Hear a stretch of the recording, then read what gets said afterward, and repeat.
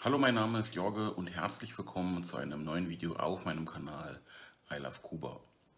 Ihr wisst ja, einmal im Monat betrachten wir die aktuelle Situation in Kuba. Welche Neuerungen gibt es? Was muss man wissen? Was ist nett zu wissen?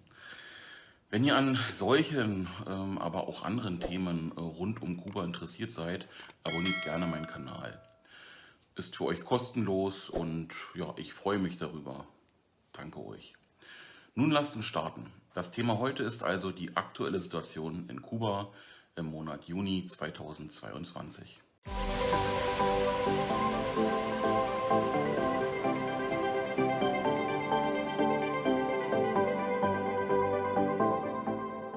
Starten wir mit dem Thema Geld in Kuba. Immer wieder erreichen mich Anfragen zu diesem Thema, dass es einen offiziellen und inoffiziellen Kurs gibt. Darauf gehe ich jetzt nicht nochmal ein. Hierzu habe ich umfängliche Informationen in den bisherigen Videos und auch ein eigenes Video zu diesem Thema. Worauf ich jedoch nochmal hinaus möchte, ist, dass einem bewusst sein muss, dass der inoffizielle Kurs nun mal inoffiziell ist und somit nicht staatlich, also nicht legal. Kubaner nutzen diese Möglichkeit dennoch, da sie sonst keine Chance haben, an Devisen ranzukommen. Solltet ihr keine Person in Kuba kennen, die für euch den Tausch vollziehen könnte, geht vorsichtig mit der Thematik um. Individualreisende können durchaus bei dem Betreiber der Casa Particular anfragen. Ansonsten wird es etwas schwieriger. Wichtig ist es, genügend Bargeld mitzuhaben. Geht einem das Bargeld nämlich aus und ist gezwungen, Geld abzuheben, so bekommt man es zum offiziellen Kurs. Und das könnte zum jetzigen Zeitpunkt teuer werden. Da man vielerorts auch mit Dollar oder Euro zahlen kann und hier ein Gegenwert irgendwo in der Mitte berücksichtigt wird, ist das die wohl sicherste Methode. Hier mal ein grobes Beispiel. Zahlt man 200 Peso für ein Bier, wären das 7,40 € mit dem offiziellen Kurs, 1,66 € mit dem inoffiziellen Kurs und vielleicht 3 Euro, wenn man direkt mit Euro zahlt. Im Internet liest man aktuell öfter, dass der Dollarwert sinkt bzw. dass der informelle Markt einbrechen wird. Grundsätzlich kann man auf der Seite El Toque nachschauen, wie der aktuelle Tageskurs ist und ja, der Kurs sank zuletzt etwas. Das hat in meinen Augen aber damit zu tun, dass dass sich die Katze in den Schwanz beißt.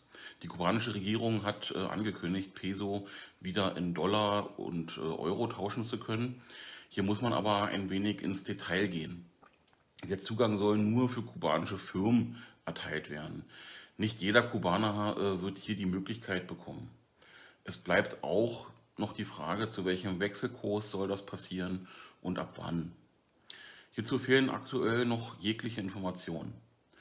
Viele Kubaner haben es jedoch so verstanden, dass nun wieder im Allgemeinen Peso in Dollar getauscht werden kann. Dadurch sank der Kurs auf dem informellen Markt etwas. Der hat sich aber tatsächlich aktuell wieder gefangen. Insgesamt ist der Wert um ca. 10 Peso gefallen, aber seit dem 24.05. hat sich der Kurs wieder stabilisiert. Kommen wir zum Thema Corona in Kuba. Hier sieht es weiterhin gut aus. Der Inzidenzwert liegt aktuell bei 2,7. Wichtig für Reisende ist, dass die Maskenpflicht weiterhin besteht. Ich gehe aber persönlich davon aus, dass diese in den kommenden Wochen nicht mehr bestehen wird. Sobald es soweit ist, werde ich euch informieren. Die Einreisebestimmungen haben sich zum jetzigen Zeitpunkt wieder, komplett normalisiert. Reisende brauchen für Kuba keinen Impfnachweis und auch keinen PCR-Test. Für die Rückreise sieht das genauso aus. Die Bundesregierung hat sich hierzu verständigt. Also 3G-Einreiseregelung entfallen oder verfallen ab dem 1.6. Für Österreich und die Schweiz gilt dies auch bereits seit ein paar Wochen. Für die Reise ist es hier also erstmal nicht weiter, oder ist nichts weiter zu beachten.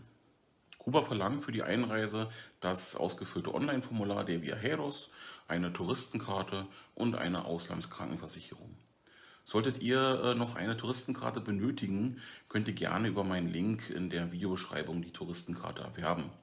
Für euch kostet es keinen Cent mehr, aber ja, mich und meinen Kanal unterstützt ihr quasi dadurch.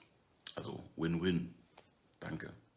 Schon im letzten Video zur aktuellen Lage habe ich gesagt, dass sich Kuba und die USA wieder angenähert haben. Nun können wir hier sogar einen Schritt weiter gehen. Die USA hat Maßnahmen angekündigt. Die sehen wie folgt aus. Aussetzung des vierteljährlichen Limits von 1000 US-Dollar bei Überweisung pro Absender. Wiederaufnahme von kommerziellen Flügen in alle kubanischen Provinzen. Wiederherstellung des Programms zur Familienzusammenführung. Ausbau der konsularischen Dienstleistungen im Sinne von Visabearbeitung für die USA. Möglichkeit von Familienbesuchen in die USA. Genehmigung von Spenden an Geschäftspersonen in Kuba. Ich denke, wir bewegen uns hier wieder in eine richtige bzw. bessere Richtung. Wenn auch nur in kleinen Schritten. Ich hoffe, euch hat das Video wieder gefallen. Zeigt es mir gerne mit einem Daumen nach oben.